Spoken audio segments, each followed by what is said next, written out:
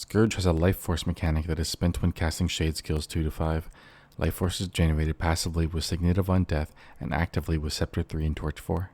The Scourge rotation can be simplified by saying press all of your buttons off cooldown, but there is reason behind the madness. The key to doing damage is Dhuumfire. The tooltip for Dhuumfire says it applies burning when you use Shade 1, but you in fact proc Dhuumfire when using any of the Shade skills with an internal cooldown of 1 second.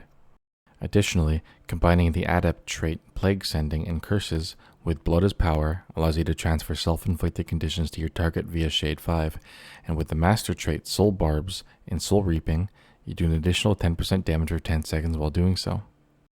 Start the fight by pre-placing 3 shades and summon your Shadow Fiend, then use Blood is Power, Plague Lands, Blood is Power, and Shade 5. 2 of the self-inflicted conditions you got from Blood is Power and Plague Lands will transfer to your target.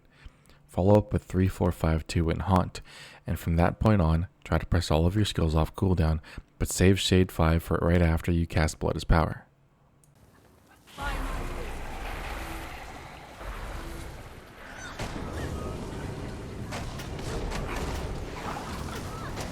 Shade 1 is the only Shade skill that does not require life force, so feel free to keep the charges as low as possible. The only skills in this build that don't have an animation are Shades 2 to 5 and Haunt from Shadow Fiend.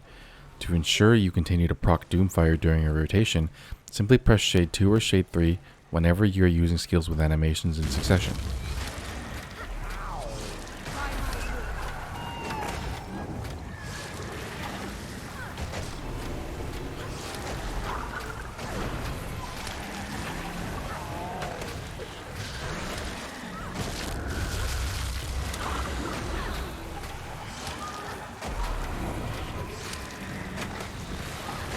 Once you're comfortable with this, you can figure out a more optimal order to press buttons, but this should get you close enough.